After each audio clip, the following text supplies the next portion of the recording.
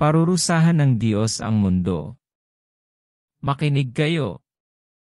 Wawasakin ng Panginoon ang mundo hanggang sa hindi na ito mapakinabangan at pangangalatin niya ang mga mamamayan nito.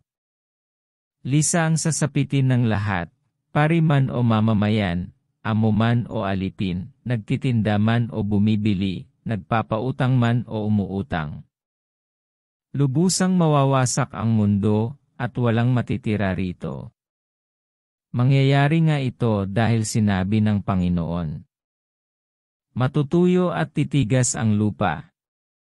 Manlulumo ang buong mundo pati na ang mga kilala at makapangyarihang tao.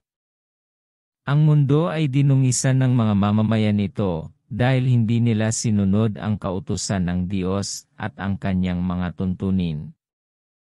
Nilabag nila ang walang hanggang kasunduan ng Diyos sa kanila.